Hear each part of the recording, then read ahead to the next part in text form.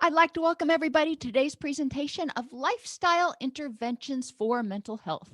I'm your host, Dr. Elise Snipes. In this presentation, it's really going to be hopefully a pretty fun presentation. We will talk about complementary interventions that can be used to enhance mental and physical health. In counseling, when people come to see us, we are really focused on helping them identify what is contributing to their thoughts, helping them process experiences that they've had in the past that may be impacting their thoughts and emotions in the present. And that's great. That's all wonderful. However, it may not do everything. You remember that our body impacts everything we do. And want you to really stick with that metaphor of your body as a factory. When a factory has all of the raw materials it needs to make the products that it generates, then it is going to function well. You're going to have good output, you're going to have good revenue, everybody's going to be happy and keep their job. If the um, factory doesn't have the raw materials it needs, or if the equipment in the factory that's used to make the whatever you're making with the raw materials isn't kept up, doesn't go through its routine maintenance, then that's also going to cause problems in the factory's functioning. Think of your brain as the CEO, if you will, of the company, and it helps control all of those other actions that are going on.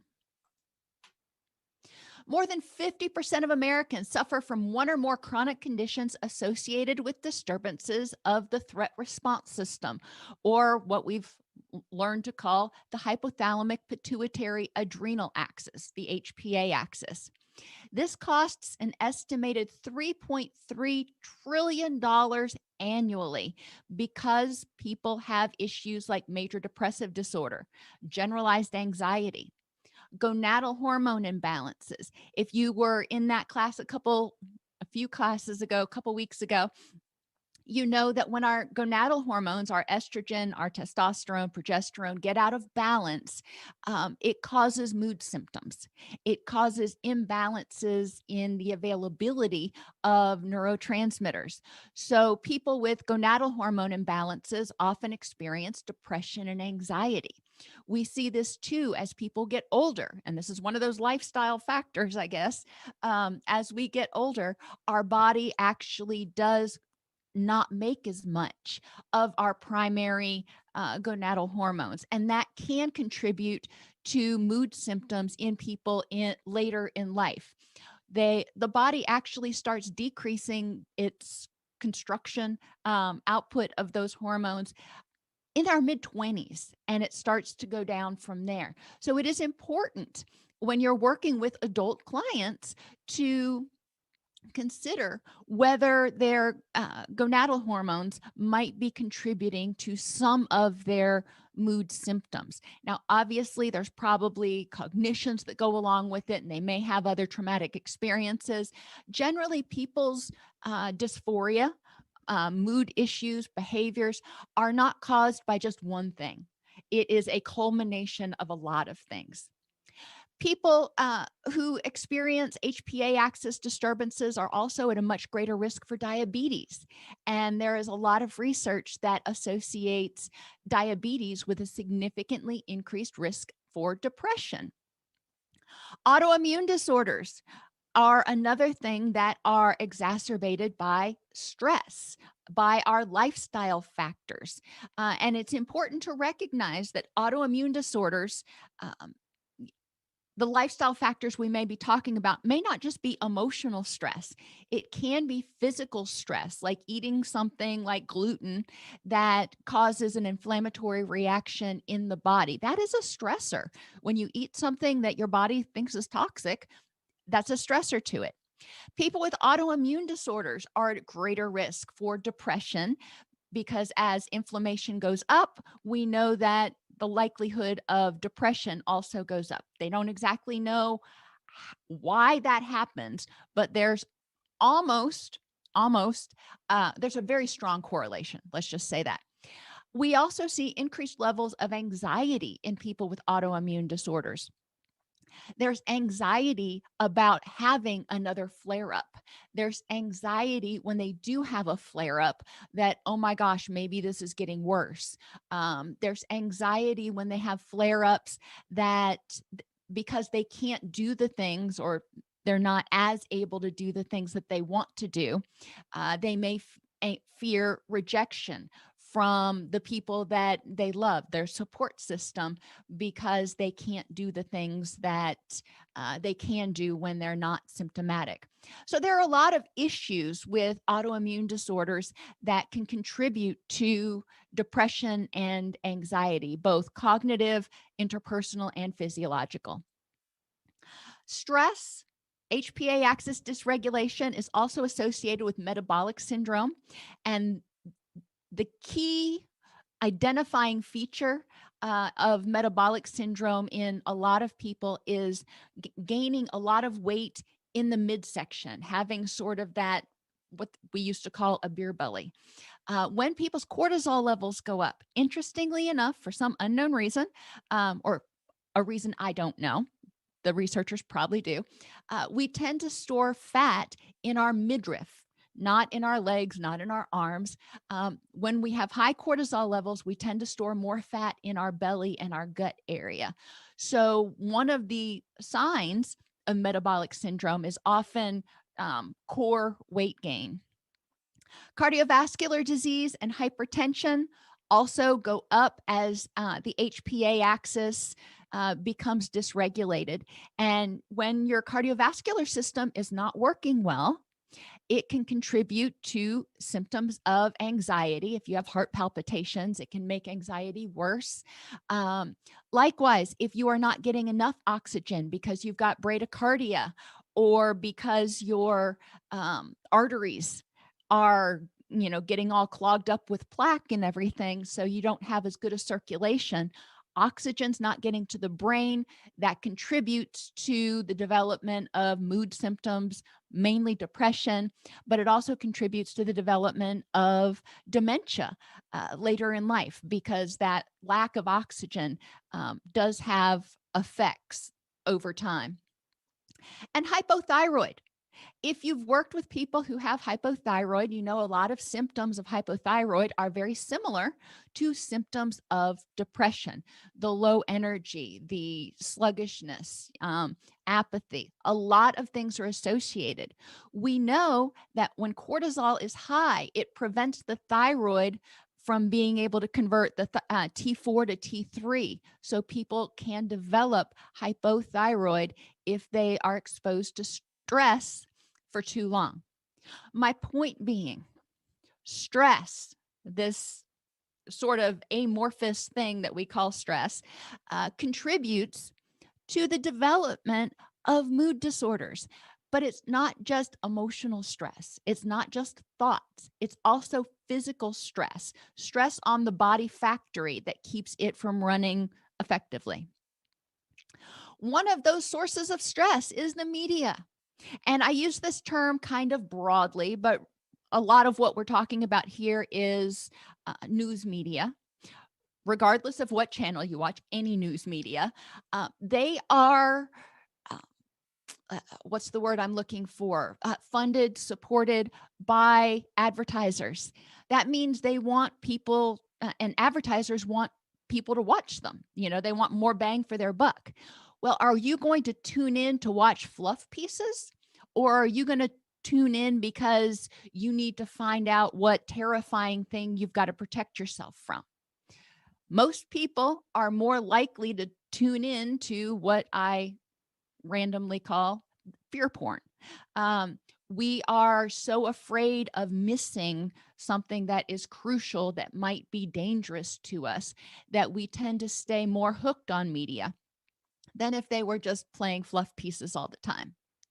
According to the social signal transduction theory, that's a mouthful, perception of social threat by social, symbolic, or imagined threats and adversity upregulate the HPA axis. So when we have social symbols or social interactions or symbols or even imagined threats that threaten our society, that threaten our culture, that threaten our person, it upregulates the HPA axis. Now, let's just take a minute, and I'm not going to, name names or call things out right now, but think about all the things that they talk about on the news over the past, I don't know, year, um, that has contributed to a perception of threat, a perception of a loss of safety, just a perception of disempowerment. Modern news media recasts social, political, and cultural events and highlights the presence of terrorism and dystopia 24 hours a day. Back in my day, we had the news at 6 in the morning, noon, and 6 in the evening, 30 minutes at a shot. In the evening, I think it was an hour.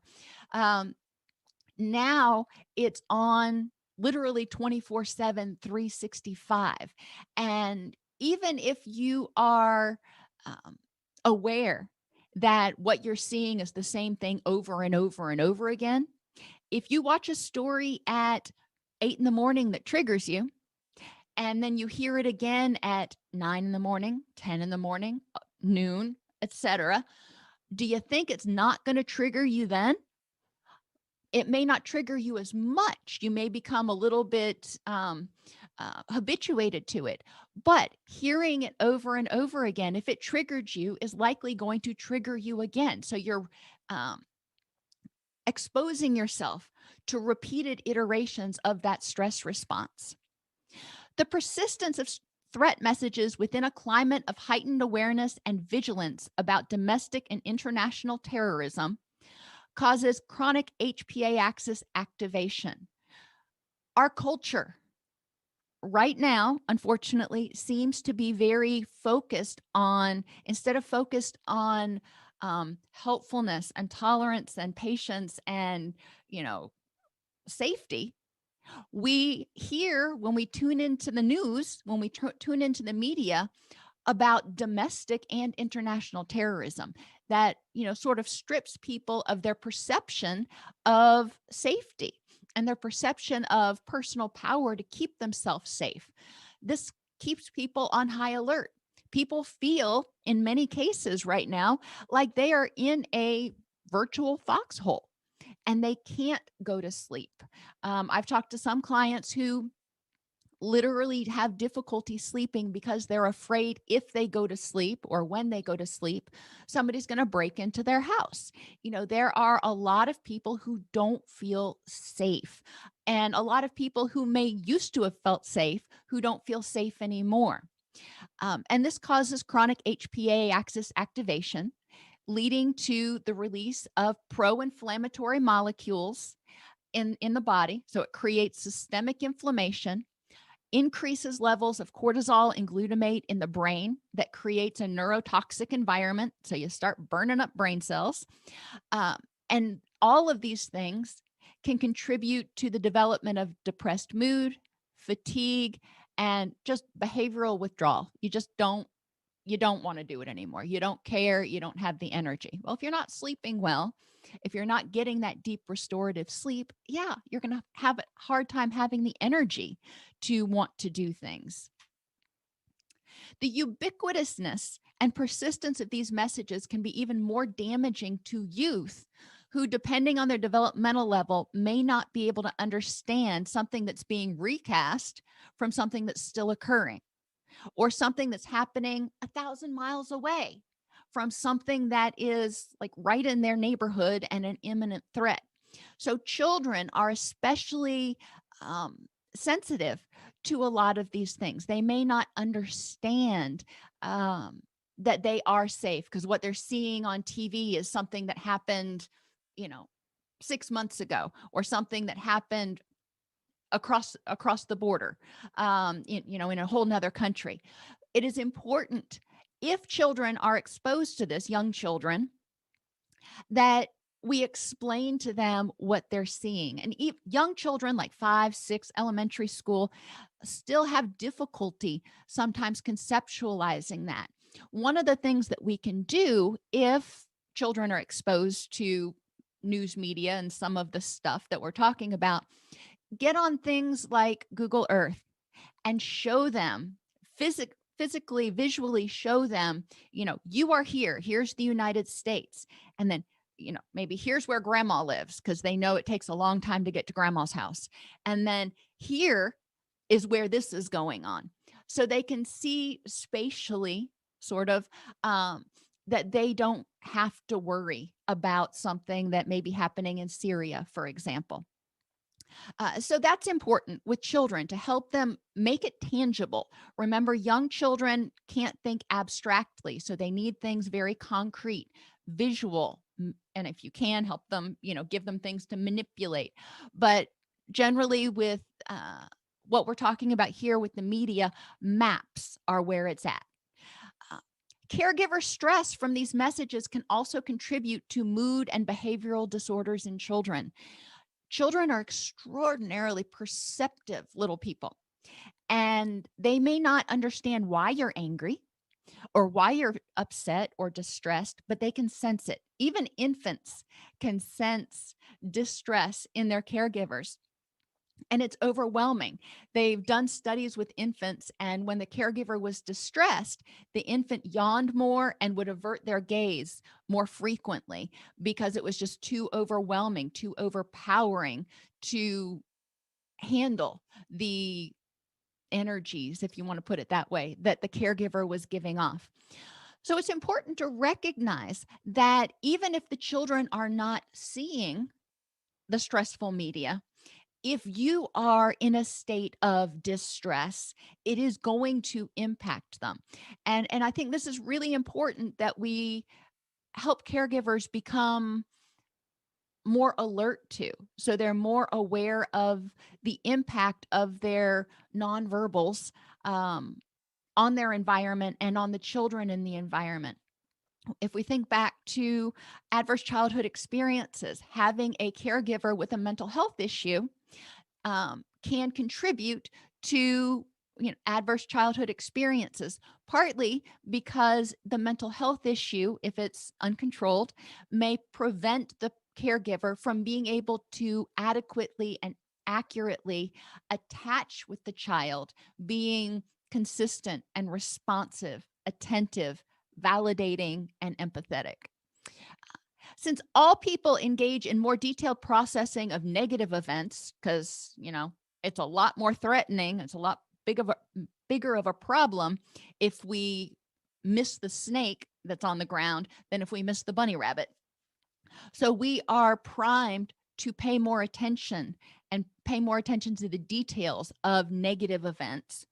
But since we do tend to process that more thoroughly, exposure to the predominantly negative stories in the news may contribute to increased negative emotional responses, which increase HPA axis activation and anxiety-related behaviors. One of the activities that I have people do, and kind of a stretch to call it an activity, is when they get stressed, to notice the difference between what they notice when they're in a cranky framework versus when they're not. And it's important for them to pay attention for a week to what they're noticing and what their mood is at the time. And they start seeing, in most part, that when they are angry, when they are anxious, when they're depressed, they tend to miss things. They tend to not notice things that they would notice when they're not feeling that way. And they actually tend to pay more attention to the environment and almost seek out things that are going to self-validate their current mood state. With the news, I encourage people to spend, a week, and when they watch the news, 30-minute news program, do a hashtag or a hash mark list of how many negative stories that the news reports on, and then another little hash mark list of the number of positive stories they report on. And just take a look at that and evaluate their mood before and after they watch the news. I know for my husband, for example, he can be in a decent mood before he starts getting into the news, but as soon as he does, his demeanor changes completely. People who spend more time online, especially on social media, also have some challenges. Now, social media is not in itself all bad. Um, it can be a problem if it contributes to a decline in communication with family members and a reduction of your social circle. Interestingly, they found that a lot of people spend a lot of time on social media, like Facebook, Instagram, those sorts of things, but they spend a lot of time lurking or just perusing things and really don't engage with a lot of people. So whereas they may have, you know, 500 connections on Facebook or something, they really don't interact with those people. They really don't socialize with them. Even virtual socialization is um, minimal. So there is a reduction in their social circle. There's also a reduction in sleep because people tend to they come home from work and they get sucked into the vortex of whatever social media platform that they may be on. And all of a sudden, 3 hours have passed. So it's important to help them recognize this. And if they want to get on social media, to set a timer that keeps them from getting kind of into that abyss where they lose hours at a time. That way they can get to sleep in a reasonable time frame. Other people lose sleep when they're on social media, and I'm kind of jumping ahead, but they get on social media and they start looking at everybody else's profiles, and it looks like everybody else's life is just so perfect. And then they start feeling depressed and isolated and envious and resentful, which increases their HPA axis and gets them all fired up, which makes it harder for them to get to sleep. So if social media causes distress, then obviously it's probably better to avoid it before bed. People who spend a lot of time on social media also have an increased sense or an increased fear of missing out. And we really need to talk with people and encourage them to examine that fear of missing out. What exactly are you missing out on? Maybe they look at what they do for a week on social media and ask themselves at the end of every day, if I wouldn't have been on social media today, what would I really have missed? What did I see on there that was just so crucial that I had to see it? And most of the time, what our daily lives, there isn't a lot. We just have this fear that the one time I don't log in. But back in the day, my daughter hates when I say that. Back in the day when we had, home telephones, this was before beepers, this was before cell phones, this was before computers. Yeah, I'm that old. There was a lot less FOMO because we weren't inundated with it all the time. And we just knew that, we either heard about whatever was going to go on when we were at school or we didn't. And there's increased feelings of depression and loneliness, coupled with the perception that other people's lives are more perfect. Remembering most people aren't going to take a picture of themselves on the worst moment of the day and post it on social media and go, hey, life really sucks right now. That's just not what we do. Or they burn dinner and they take a picture of it going, I botched this one. No, they're going to give you pictures of their best moments, of their most beautiful meals that they prepare. And we need to recognize that we're not seeing everything. We're seeing that filtered snapshot. But social media can be a force for health and healing. After I go through all that, I say, yeah, there are some good sides to it. It's important for some people to recognize that they do have the ability, for example, to connect with family members through social media. If they don't live near one another anymore, they can share pictures, they can share stories on social media. So that can be, kind of fun. That actually can promote communication with family members in some ways. I know with my kids, they were a lot more communicative with their grandparents through social media because they could tag them in posts and whatever, so they didn't have to call four different sets of grandparents. They were able to just tag everybody and put that at whatever they wanted to say out there once, and then people could respond, and it was interactive. And that is the key. If we're going to use social media for social support, then it has to be interactive. You can't just you know peruse people's timelines, which also enhances the social circle. If you are interacting, you know choosing, you can't interact with 500 people with regularity, but choosing your social circle and making sure that you nurture your virtual relationships just like you nurture your in real life relationships.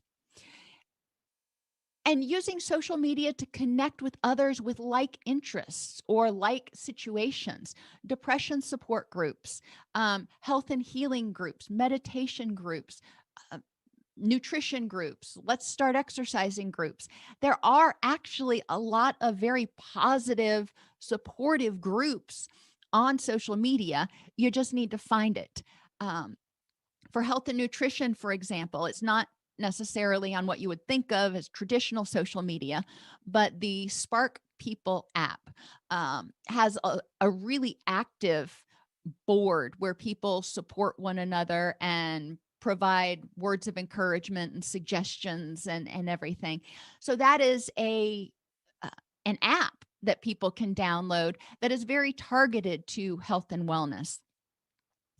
So social media, when used with care, can actually promote mental health, but we do need to make sure that we don't fall into these habits of being reactive and expecting social media to magically fulfill our needs. We have to interact with others. We have to make a point to nurture those relationships. We have to make a point to recognize that social media is, if you're interacting, is kind of like having friends over, and you need to set some boundaries with time as well because you still need to be able to get good sleep. According to the CDC, 1 in 3 adults doesn't get enough sleep, though. Deep sleep, that deep restorative sleep, downregulates the HPA axis. It helps you relax, and it clears out adenosine in the brain, which promotes alertness and cognitive flexibility the next day. When people feel groggy, hungover, tired, we have different words for it. That often indicates that they didn't get adequate deep sleep the day before. Sleep disruption or deprivation can lead to changes which further inhibit sleep and inhibit the HPA axis. So, when we don't get enough sleep or we don't get good sleep, it actually upregulates the HPA axis, which prevents us from getting good sleep. So, somewhere in there, we've got to break this cycle and say, all right, I have got to do something to help myself relax so I can get better quality sleep. We want to help people identify ways that they can reduce their cortisol levels at night. And part of this may be, we'll get to it in a few minutes, low intensity exercise.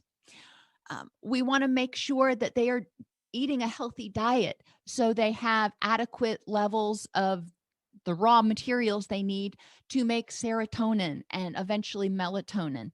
Now, some people take over the counter melatonin, and you can talk with your doctor about that. It is, for many doctors, it is a preferred um, supplement for helping with sleep as opposed to uh, what's the word I'm looking for? Antihistamines. But that's important for people to talk with their doctor about.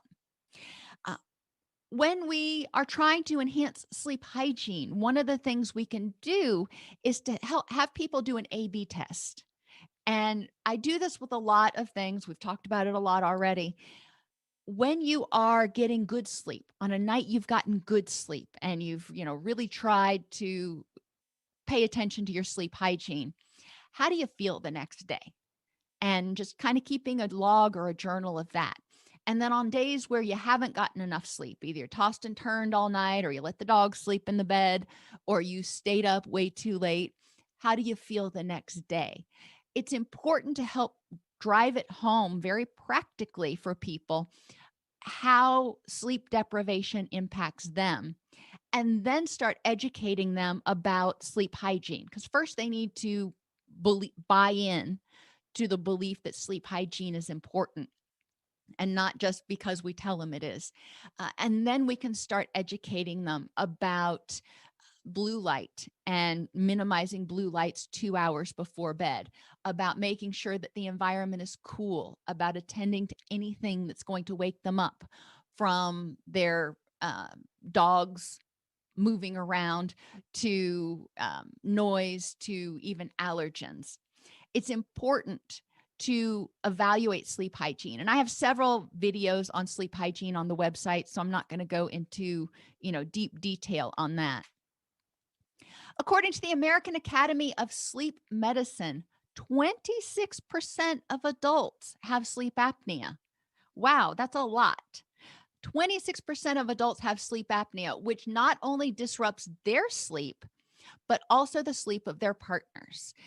If you have a partner who snores, even if they don't have apnea, but if they snore, you know that it probably disrupts your sleep some. Both sleep apnea and sleep deprivation are associated with HPA axis activation and the development of mood symptoms, because people aren't getting that quality sleep. They're not clearing out the adenosine. Their HPA axis is overactivated. There's a lot of reasons that it's important. And with apnea, they're not getting enough oxygen to their brain multiple times throughout the night. So what can people do? If people think they have sleep apnea, it's certainly really important for them to be evaluated by a doctor. Apnea is directly associated with the development of depression. And as I said earlier, also with the development of dementia. So the earlier this is addressed, the better. We want to make sure the brain's getting enough oxygen. Apnea can be addressed with CPAP machines, and they found significant decreases in cortisol and increases in mood after somebody starts the positive airway pressure therapies when they sleep. As far as the partners who sleep with somebody who has apnea, it is important for them to be able to address their issues. And that doesn't necessarily stop when the patient, we'll call them, gets the CPAP machine, because those CPAP machines are noisy. A lot of times people who have a partner who snores or has sleep apnea may need to consider earplugs or noise canceling headphones, or maybe a white noise machine is enough. I know there are a lot of people, not saying that this is a recommendation, but there are a lot of people who now sleep in separate bedrooms for this very reason, not because they don't love each other, but because one partner either has apnea, snores, or the CPAP machine is too loud. So it is important to recognize that. Now, if they choose the option of sleeping in separate bedrooms, okay, that obviously is going to cut down on the noise, but it will be important to integrate other times throughout the day where they are connecting both emotionally and physically, in order to keep that oxytocin level up, in order to, keep that relationship plugging along, so to speak, because, that is a separation. Noise, more than daytime noise, nighttime noise exposure causes more frequent awakening, less deep sleep, and increased distress associated with HPA axis activation. When we have noise, even unexpected noise during the day, we're awake, we're alert. So it tends to be less um, startling, less intense activation of our HPA axis when it happens. When you are out asleep, especially if you're in a deep sleep and there is a really loud noise that wakes you up, it's going to cause a much stronger startle response. But they've also found that low level noise, um, anytime and any kind of regular exposure to nighttime noise over 42 decibels is associated with a 14% increase in prescriptions for sleep medication and a 17% increase in risk in people's risk of being on antidepressants or anti-anxiety medications, which tells us that this regular exposure to nighttime noise, even if it is consistent, this particular study was done with people who live next to wind farms where they have the wind turbines going all the time. But if you live next in the city where you have a lot of traffic noise all night long, especially if you have to sleep with your windows open and you have that traffic noise, that can contribute to it. Um, it's important for people to figure out and just kind of investigate, is there noise at night? And if so, what can they do? White noise machines can be helpful, but they need to keep them low. Obviously, if they're cranking them way up, like my daughter does, where they're 42 decibels or more, that's kind of defeating the purpose. Earplugs, again, can work for people who are willing to do that if they don't feel too unsafe by not being able to hear anything. But anything people can do to dampen the noise can be very, very helpful. Other things, as I'm brainstorming, I know when I go to a hotel, when the air conditioner kicks on and off in the old fashioned hotels where they have the room based air conditioners, that would wake me up. So people who have room air conditioners or window air conditioners, that may be something that they don't realize is disrupting their sleep that actually is.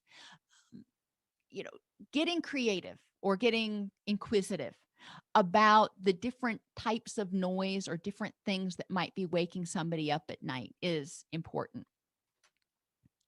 According to the CDC, 20% of Americans are heavy drinkers, defined as drinking 15 drinks per week or more for men and 8 drinks a week for women.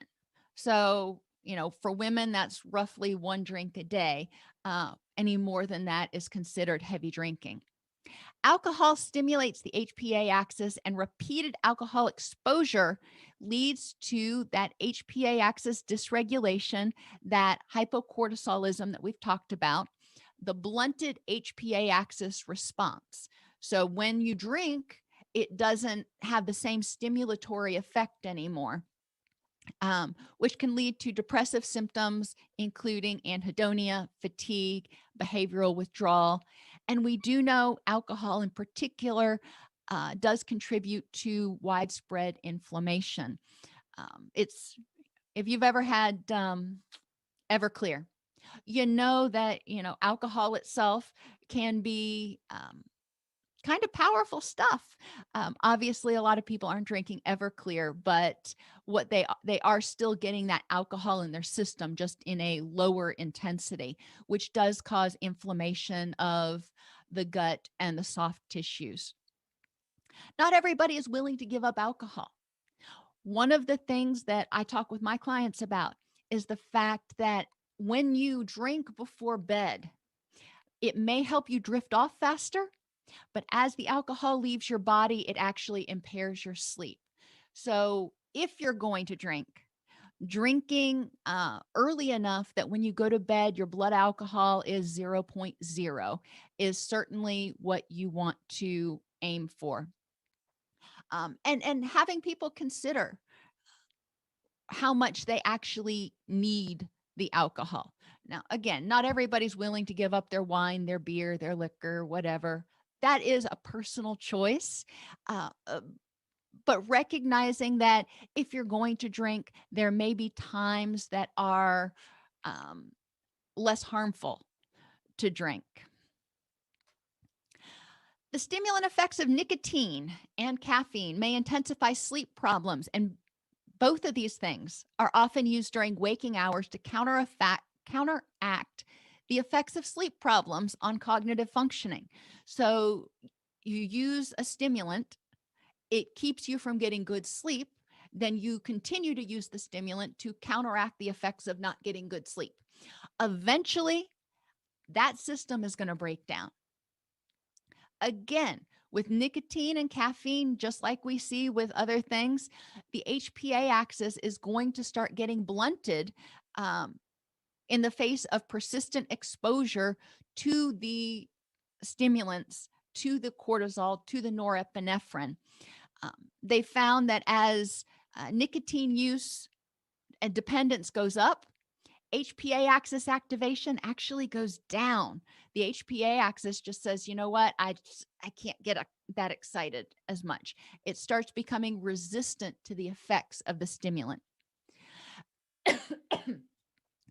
Caffeine is found not only in coffee, but also in soda, chocolate, over-the-counter migraine medications, decongestants, and some diet and workout supplements. It can be a very sneaky little thing. And, as long as we're on the topic of stimulants, not all stimulants that are in some of our, energy drinks and some of our over-the-counter stimulant type supplements are necessarily caffeine. So it's really important for people to educate themselves about all of the components of any supplements that they're taking. Then that includes your energy drinks like Monster or Red Bull or whatever they're called now. To recognize exactly what you're ingesting and how it may be affecting you. When I call these dietary stimulants, any stimulant that you're getting from a pill or a drink or food, when dietary stimulants are paired with stress, so you're already drinking caffeine and smoking cigarettes, and then all of a sudden something happens, a stressor happens. Cortisol and adrenaline levels far exceed the levels seen when caffeine or stressors are encountered independently. So your body may react to caffeine with a 10. It may react to the stressor with a 10. But when you have caffeine in your system and you encounter the stressor, it reacts with a 30. So instead of 10 plus 10 is 20, 10 plus 10 is 30. And so it's important that people recognize that this can be the case. One of the things that drives me bonkers, frustrates me, I don't know what the word is I'm looking for, is when people tell me, oh, I can drink caffeine right before bed. It doesn't faze me anymore. Well, what does that tell you? That tells you that your receptors have become completely resistant to the effects of caffeine. It's been bombarded so much that you've got HPA axis regulation going on, which also tells me that there's a likelihood that there are also underlying physiological issues and maybe even mood issues or mood symptoms that the person may be experiencing that they don't even realize may be contributed to by stimulant overuse. Educating people about cortisol resistance, about glucocorticoid resistance, and how the body develops tolerance to stimulants is really important. Educating them about HPA axis dysregulation and how it contributes to all of those things we talked about on the first slide, I find can be helpful. Now, are people going to necessarily give up nicotine and caffeine? No. Again, that's a personal choice, but we can help them recognize the impact it's having so they can make an informed choice about which vices that they are going to choose to maintain. If they decide that they want to cut back or quit using nicotine, caffeine, alcohol, then we can provide them referrals. There are a lot of really good um, pharmacological assists for and nicotine replacement therapy. There are a lot of things that can help people quit smoking, vaping, using dip, whatever they're doing, however they're getting the nicotine into their system. And most people that I have talked to who have been dependent on nicotine have said that those things are invaluable to stopping. Nicotine is one of the most addictive substances on the planet. Um, so helping them understand that, helping them embrace that, and recognize that using nicotine replacement therapy to help them move towards cessation is not a it's not a weakness, it's not a crutch. It's actually probably going to help them be more successful. Uh, Caffeine, when people stop using caffeine, a lot of times they want to wean off of it. So getting the uh, half and half caffeinated, half decaf for a month, and then going to 3/4 decaf and um, 1/4 calf for a month, etc., until they've weaned down completely off the caffeine. Um, Danielle asked if there is there any research about the effects of vaping in regards to similar effects. Well, it depends on what they're vaping. But if they are vaping a nicotine-based product, then it's going to have similar effects, dose response effects, as smoking cigarettes. Unfortunately, with vaping, a lot of people actually ingest a lot more nicotine than they do from a single cigarette. Um, if they are vaping marijuana, then they are going to be experiencing the same effects that you would see from marijuana ingestion. So, yeah, vaping doesn't have the some of the toxins that they think that are associated with tobacco, burning tobacco leaves, but nicotine is nicotine is nicotine. It's a drug, and when you ingest it, it's going to have pretty much the same effects on you, no matter whether you get it orally or through vaping or smoking. Another factor impacting sleep is working in buildings with a lack of access to natural light, shift work, and which prevent overnight regulation of the 24-hour circadian rhythm. Our body doesn't naturally keep its 24-hour circadian rhythm. It actually is about 26 hours, I believe. So we use light, we use behaviors, we use a variety of different things to help set and maintain our circadian rhythms on a 24-hour cycle. But if you work in one of those offices like this one that has 0 windows, uh, the day can come and go and you may not even notice it. If you get to work when it's dark, you stay inside, don't see sunlight, leave when it's dark, your brain's going, did I miss something here? So it is helpful to encourage people to go out and get natural light. They did some studies with nurses and found that uh, if even if they worked in an ICU or an NICU where the lights tend to be kept very dim, if they went outside for 5 to 10 minutes, 2 to 3 times a day, um, and that includes when they walked in the morning and when they left at night, if it was daylight during those times, uh, it helped them keep their circadian rhythms in sync. When people work shift work, it's important for them to try to maintain, and this is so hard if you've got a family sometimes, try to maintain their same schedule on their days off as on their work days. The body takes about 24 hours to adjust to a time zone change. And I know a couple of you in here can, attest to the challenges of time zone changes. It takes about a month to adjust. So if you are working for 3 days and then you are off for 2 days and you try to switch your schedule and then you try to switch back when you have to go back to work, you are in a perpetual state of jet lag. And your circadian rhythms and your hormone balances and everything are completely out of whack. It is really important to try to maintain circadian rhythms because they are involved in just about every system of your body. Nearly 20% of Americans are at risk for graveyard shift work disorder, which is characterized by insomnia and daytime drowsiness. People who work night shift, really, if they can get home and get into bed before it's daylight, that is super beneficial. But again, even if they can't, if they maintain the same schedule on their off days as their um, on days, it helps them a lot. Insomnia at night causes people to experience frustration and increases stress because the person was drowsy all day and desperately wants to sleep but cannot. So if they come home from a midnight shift, they get home at 7 a.m. and they're like, well, I'll just stay up and I'll go to bed with the family. Then they're drowsy all day long.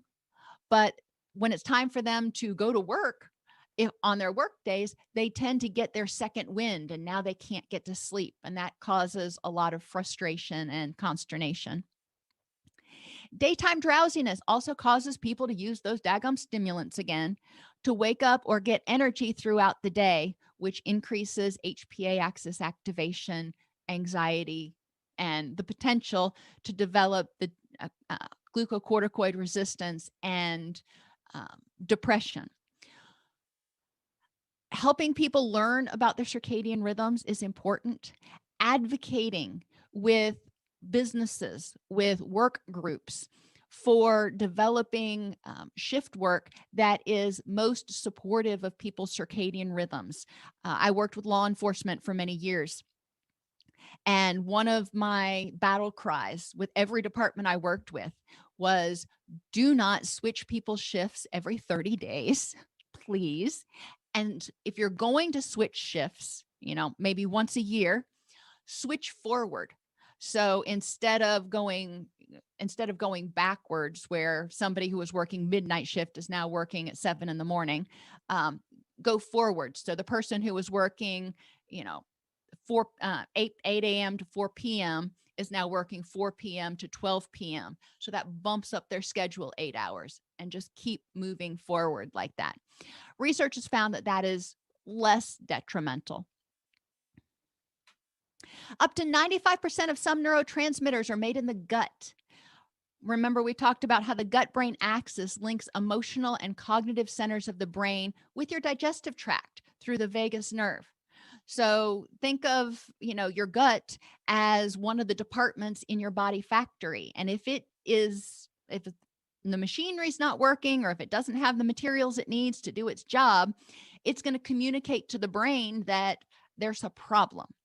And one of the raw materials it needs to do its job is nutrition as well as hydration.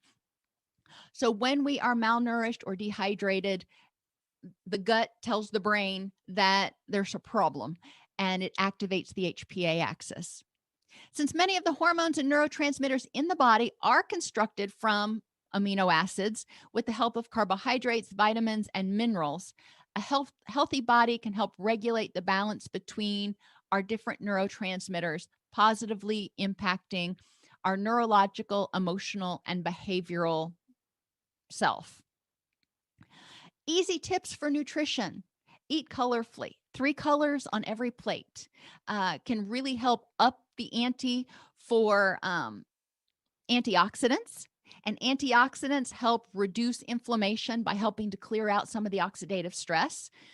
The more colorful, the more antioxidants. 3 colors on every plate.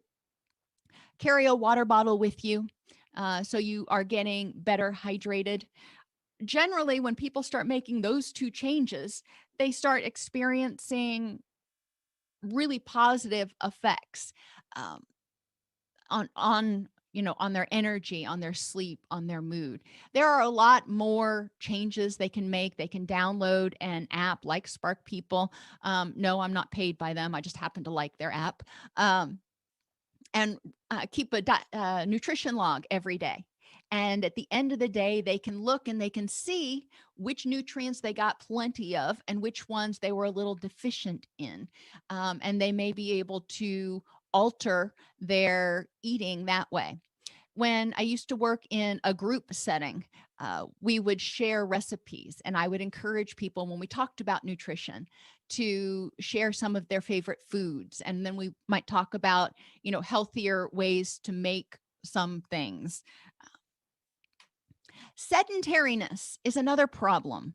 As Americans, the old saying, or not the old saying, I guess it's a new saying, sitting is the new smoking. As stress levels increase, we tend to feel more exhausted. So we tend to be less active outside of working hours. We tend to come home and just want to sit on the couch and veg. It's important to find ways to reduce inflammation that's related to stress and reduce oxidative stress from that HPA axis activation. They found that moderate exercise, low to moderate exercise, has been shown to help reduce both inflammatory cytokines, so reduce inflammation, as well as reduce oxidative stress and keep your joints more mobile, reduce some types of chronic pain. So low intensity exercise actually can be really helpful. What they define as low intensity exercise is 40% of your VO2 max. That's too technical for most people. They need to be able to exercise, but they also need to be able to carry on a conversation. If they're having a hard time carrying on, speaking in full multiple sentences at a time, they're probably working at a moderate level or above. If they can carry on a conversation easily, that's where we want to be. So this low intensity exercise has been shown to reduce cortisol levels and increase serotonin, contributing to the relaxation response. Going to the gym after work is not super high on my priority list. I don't really love doing it. But after a really hard day, it can be very helpful to go and just easily walk on the treadmill, watch one of my favorite shows on my tablet, and kind of let the cares of the day disappear. It's not my intense workout of the day, but it actually does reduce cortisol and helps get me ready to start winding down for bed. And finally, happiness. People forget to recharge with the positives. We have this box full of things that we want to get rid of, full of memories, full of resentments, full of guilt, full of this, full of that. But if you remove all of those things, you've just got an empty box, and that's not a rich and meaningful life. What we want to do is, as we take things out, we also want to be adding happiness activities and positive activities into our box. So encourage people to remember to recharge with the positives. Start finding hobbies that they're interested in or books that they want to read, things that they can do to bring contentment to their lives, because that in and of itself will increase serotonin and GABA. And if they're doing things with other people, doing nice things for other people, may even up that oxytocin. Counseling typically addresses people's thoughts and prior experiences that directly impact their perceptions of events and emotional and behavioral reactions. We need to provide information about other factors that can also contribute to neurotransmitter imbalances and help our clients identify possible solutions. Environmental changes like getting blue light filters on our mobile devices and addressing noise and allergens and deciding to kick the dogs out of the bedroom. All of those things, you can decide what you're going to do and make some of those sweeping changes all at once. But behavioral changes, like changing how you eat or going to the gym, should focus on one change at a time, that is in order to allow the person to assess the impact. Is this really helping me? And adjust to their new normal. So I usually, just a general rule, one behavioral change per month, letting people really get established.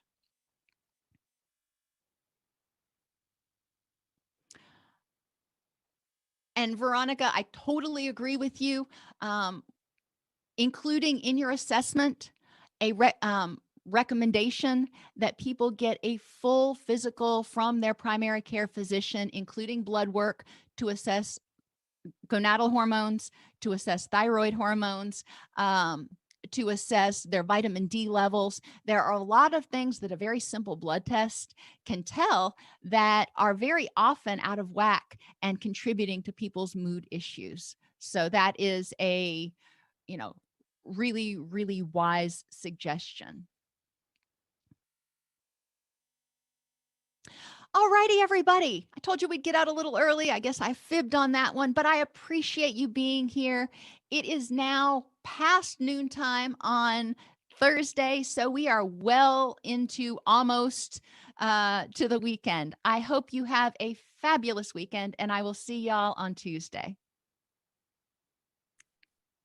If this podcast helps you help your clients or yourself, please support us by purchasing your CEUs at allceus.com or getting your agency to sponsor an episode. A direct link to the on-demand CEUs for this podcast is at allceus.com/podcast CEUs. That's allceus.com/podcast CEUs. To sponsor an episode of Counselor Toolbox and reach over 50,000 clinicians per week, go to allceus.com/sponsor. Thank you.